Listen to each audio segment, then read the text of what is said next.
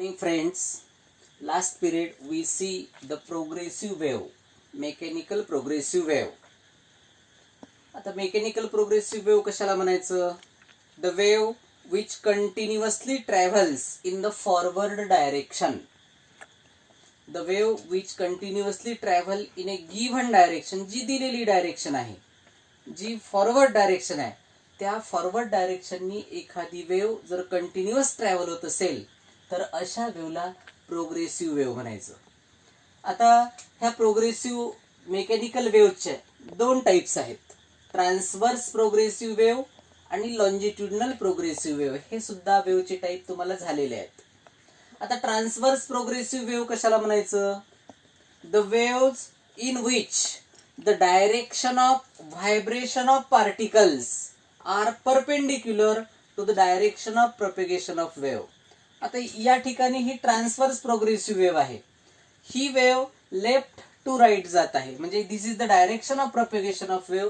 परंतु या ठिकाणी मीडियमचे जे पार्टिकल्स आहेत ते अशा प्रकारे व्हायब्रेट होत आहेत. म्हणजे ठिकाणी वेवच्या प्रोपेगेशनच्या डायरेक्शनला मीडियमचे पार्टिकल हे परपेंडिक्युलर डायरेक्शननी व्हायब्रेट होत आहेत आणि अशा प्रोग्रेसिव्ह वेवला म्हणायचं transverse progressive wave. The waves in which the direction of vibration of particles are perpendicular to the direction of propagation of wave is called as transverse progressive wave. त्याच्यानंतर दुसरी type आहे longitudinal progressive wave. The waves in which the direction of vibration of particles are parallel to the direction of propagation of wave. आता इथे सुद्धा वेव्हच्या प्रोपेगेशनची direction ही आहे आणि particle सुद्धा असे व्हायब्रेट होत आहेत इन दिस डायरेक्शन. म्हणजे की ही डायरेक्शन प्रोपगेशनच्या डायरेक्शनला पॅरलल आहे. इथे प्रोपगेशनच्या डायरेक्शनला ही कशी होती, ठिकाणी परपेंडिक्युलर होती, म्हणून ही ट्रान्सवर्स प्रोग्रेसिव्ह वेव आणि धिस इज लॉन्जिट्युडनल प्रोग्रेसिव्ह. म्हणजे दोघांमधला सिंपल डिफरन्स आहे की जेव्हा ट्रान्सवर्स प्रोग्रेसिव्ह वेव मीडियम मधून ट्रॅव्हल होतात, मीडियम मधून प्रपोगेट होतात, तेव्हा मीडियमचे पार्टिकल हे वेवच्या प्रोपोगेशनच्या डायरेक्शनला परपेंडिक्युलरली व्हायब्रेट होतात आणि इथे मीडियमचे पार्टिकल हे वेवच्या प्रोपोगेशनच्या डायरेक्शनला पॅरलल व्हायब्रेट होतात आणि मग याला म्हणायचं लॉन्जिट्युडनल प्रोग्रेसिव्ह वेव. ही आहे ट्रान्सवर्स प्रोग्रेसिव्ह वेव, ही आहे लॉन्जिट्युडनल प्रोग्रेसिव्ह वेव. आता आपल्याला इन जनरल प्रोग्रेसिव्ह वेवचे कॅरेक्टरिस्टिक्स पाहायचे आहेत. मग ती जनरल प्रोग्रेसिव्ह वेव हे दोन त्याचे टाइप आहेत. आता आपल्याला प्रोग्रेसिव्ह वेवचे काय कॅरेक्टरिस्टिक्स देता येतील पहा. आता एक लक्षात घ्या, when progressive wave travels through the medium all the particles vibrates with same amplitude, period and frequency. म्हणजे सोप्या भाषेमध्ये जेव्हा प्रोग्रेसिव्ह वेव मीडियम मधून प्रपोगेट होते तेव्हा मीडियमच्या सगळ्या पार्टिकलची एम्प्लिट्यूड, पिरियड आणि फ्रिक्वेन्सी ही सेम असते. आता आपण एम्प्लिट्यूडची डेफिनेशन पाहिली, पिरियडची सुद्धा पाहिली आणि फ्रिक्वेन्सीची सुद्धा पाहिली. जे सगळे पार्टिकल व्हायब्रेट होतात त्या व्हायब्रेशनची एम्प्लिट्यूड, पिरियड आणि फ्रिक्वेन्सी सेम असते. पहिली प्रॉपर्टी पाहिजे आपल्याला, amplitude, period and frequency same for all particles. A for amplitude, T for period and N for frequency. Means when progressive wave travels to the medium, the amplitude, period and frequency of the medium is same. Second, when progressive wave travels to the medium, the state of oscillation changes from particle to particle. जेव्हा progressive wave medium मधून travel होते तेव्हा particle to particle state of oscillation change होते.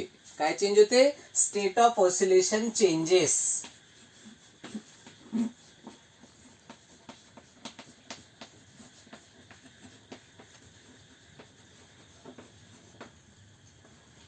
Third, when progressive wave travels through the medium, propagates through the medium should possess the properties of elasticity and inertia.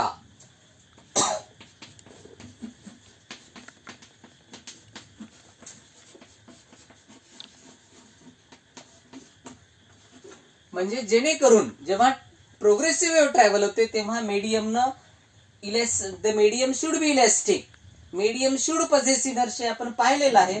तर मग जेव्हा progressive wave medium मधून travel होतात तेव्हा medium should possess the property of elasticity and inertia.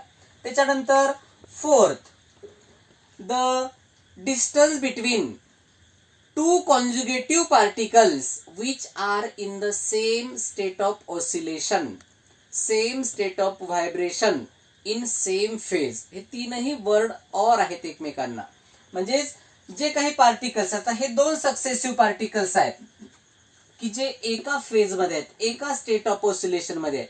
हे दोन particles आहेत, हे एका फेज मध्ये आहेत, एका स्टेट मध्ये आहेत.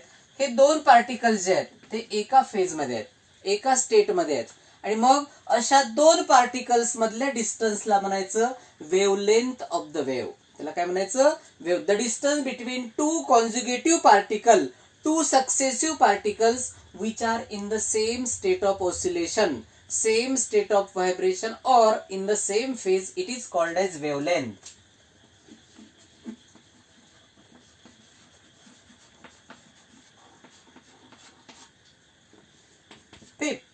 The progressive wave transfers energy through the medium. Medium मधून एनर्जी ट्रान्सफर करतात from one point two the another point. Means when progressive wave travels through the medium, it carries energy, it transfers energy from one point to the another point, transfers energy.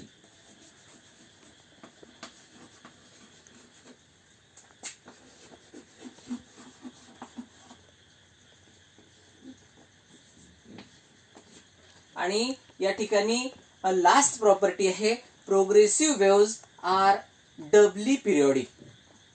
Progressive wave कशा आहेत? Doubly periodic.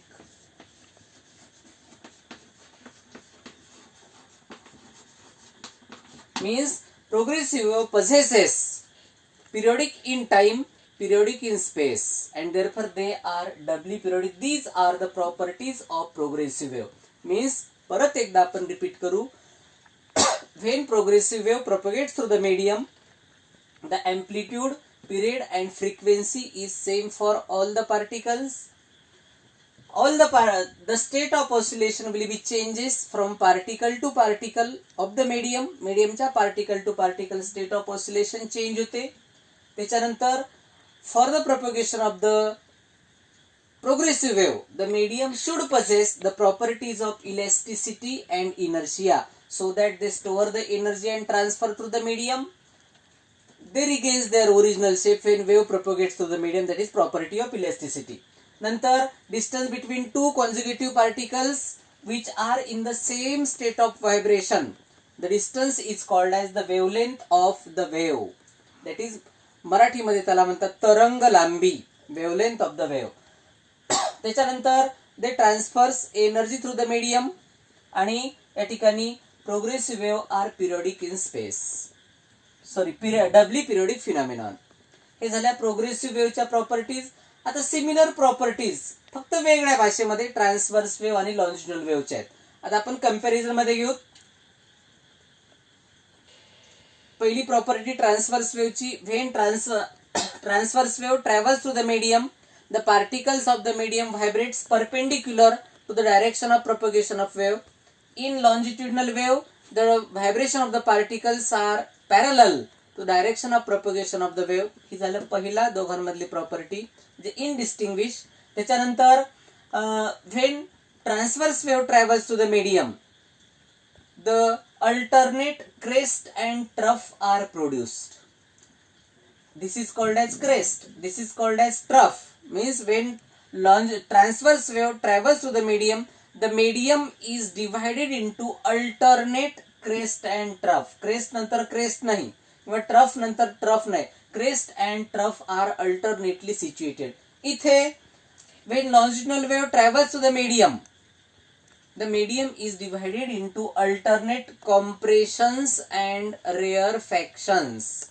ज्या ठिकाणी particles close असतात त्याला म्हणायचं या ठिकाणी कॉम्प्रेशन्स, आणि ज्या ठिकाणी पार्टिकल्स हे मोर सेपरेट असतात त्याला म्हणायचं रेअरफॅक्शन. हे झालं. Next, a crest in transverse wave, a crest and trough constitute one wave. एक क्रेस्ट आणि एक ट्रफ मिळून एक वेव्ह तयार होते. इथे तसंच आहे, एक रेअरफॅक्शन आणि एक कॉम्प्रेशन मिळून एक वेव्ह तयार होते. त्याच्यानंतर distance between two successive crest और two successive troughs is called as wavelength of the wave. दोन सक्सेसिव्ह क्रेस्ट मधलं डिस्टन्स किंवा दोन सक्सेसिव्ह ट्रफ मधल्या डिस्टन्सला म्हणतात वेवलेंथ ऑफ द वेव्ह. इथे the distance between two successive rarefactions or two successive compressions is called as wavelength of the wave. त्याच्यानंतर हा जो पॉइंट आहे, amplitude, period and frequency is same for all particles. दोन्ही मध्ये, transverse wave मध्ये आणि longitudinal wave मध्ये, the amplitude, period and frequency is same for all the particles. याच्यामध्ये when transverse wave propagates through the medium, pressure and density does not changes. Particle to particle, medium मध्ये पार्टिकलची pressure आणि density change होत नाही. या ठिकाणी when longitudinal wave travels to the medium, the pressure and density will be changes. Pressure म्हणजे या ठिकाणी रेअरफॅक्शनच्या ठिकाणी पार्टिकल्स हे मोर सेपरेट असतात, प्रेशर कमी होते. आणि या ठिकाणी कॉम्प्रेशनच्या ठिकाणी पार्टिकल्स हे जवळ येतात, त्या ठिकाणी त्याची प्रेशर ठिकाणी वाढते. Means when longitudinal wave travels to the medium, pressure and density will be changes. अजून आपल्याला एक प्रॉपर्टी पाहायची आहे. When transverse wave travels to the medium should possess elasticity of shape. आता आपल्याला माहित आहे शेप कशाला असतो, त्यांचा ओरिजिनल शेप, ओन शेप कशाला असतो, सॉलिड्सला. आणि मग therefore transverse wave can pass only through solids. त्याच्यानंतर लॉन्जिट्युडिनल वेव्ह साठी काय आहे, for the propagation of longitudinal wave the medium should possess the property of elasticity of the volume. आता आपल्याला माहित आहे सॉलिडलाही व्हॉल्यूम असते, लिक्विडलाही व्हॉल्यूम असते आणि गॅसियस स्टेटला सुद्धा व्हॉल्यूम असते. And therefore longitudinal wave can pass through solids, liquids and gases. आणि शेवटची प्रॉपर्टी, ट्रान्सव्हर्स वेव्ह आणि longitudinal wave both waves transfers energy through the medium. आता मी तुम्हाला थोड्याशा फास्ट मध्ये सांगितलं ह्यांच्या प्रॉपर्टीज. ह्या प्रॉपर्टीज तुम्हाला पुस्तकातून बघायच्या आहेत. जेव्हा 8वी 9वी 10वीला कुठेही तुम्हाला हे चॅप्टर असेल त्या ठिकाणी तुम्हाला ह्या प्रॉपर्टीज बघायच्या आहेत. ह्या झाल्या कम्पॅरिझन बिटवीन ट्रान्सव्हर्स वेव्ह आणि longitudinal wave.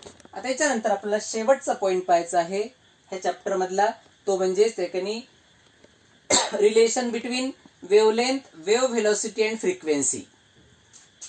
Relation between wavelength lambda, wave velocity V आणि या ठिकाणी फ्रिक्वेन्सी एन. आता वेवलेंथ आपण बघितली होतं. In general wavelength is the distance between two successive particles which are in the same state of vibration, same state of oscillation, म्हणजेच in same phase. आता इथं हे जे पार्टिकल्स आहेत ट्रान्सव्हर्स वेव्हच्या बाबतीमध्ये या ठिकाणी हे दोन पार्टिकल्स एका स्टेट मध्ये आहेत. इथे कॉम्प्रेशन आणि रेअरफॅक्शन हे दोन पार्टिकल्स एका फेज मध्ये आहेत. कॉम्प्रेशन आणि कॉम्प्रेशन किंवा रेअरफॅक्शन हे पार्टिकल्स एका फेज मध्ये आहेत आणि या दोघांमधल्या डिस्टन्सला म्हणतात वेवलेंथ, किंवा सोप्या भाषेमध्ये distance covered by the wave per unit time in 1 second. एका सेकंदामध्ये, एका टाइम पिरियडमध्ये, एका पिरियडमध्ये त्या वेव्हनं कव्हर केलेलं डिस्टन्स त्याला म्हणायचं wavelength. Wave velocity, the distance covered by the wave per unit time. Unit time मध्ये एका सेकंदामध्ये डिस्टन्स कव्हर केलेलं त्याला म्हणायचं की नाही वेव्ह व्हेलॉसिटी, आणि एन म्हणजे या ठिकाणी फ्रिक्वेन्सी. आता आपल्याला माहित आहे वेव्ह व्हेलॉसिटी व्ही और wave velocity V is equal to distance covered in unit time, आणि in unit time distance covered equal to its wavelength lambda. Distance upon time म्हणजे एका टाइम पिरियड मध्ये, in time period t, distance covered is lambda, and therefore velocity of the wave v is equal to lambda upon t. Similarly, आता आपल्याला माहित आहे the reciprocal of time period is called as frequency. मी तुम्हाला काल सांगितलं होतं the number of oscillations performed by the particle per unit time is called as frequency. In other words, frequency is defined as the reciprocal of time period. Time period चा reciprocal म्हणजे frequency, or here we can write 1 upon t. 1 upon t च्या ऐवजी n म्हणजे frequency. त्यामुळे मिळेल n lambda. 1 upon t च्या ऐवजी n आणि लॅम्बडा जसा तसा v is equal to n lambda. V is equal to lambda upon t is the relation between wave velocity, wavelength and time period. आणि या ठिकाणी v is equal to n lambda म्हणजे relation between velocity, wavelength and frequency of the wave. अशा प्रकारे आपण हे chapter या ठिकाणी कंप्लीट केलेलं आहे. नंतरचं चॅप्टर आपल्याला पुढच्या पिरियड मध्ये पाहायचं आहे. हा व्हिडिओ बघा, चांगला अभ्यास करा आणि तुम्हाला 8वी 9वी 10वीला ज्या ठिकाणी हे चॅप्टर असेल ते व्यवस्थित वाचा. थँक्यू.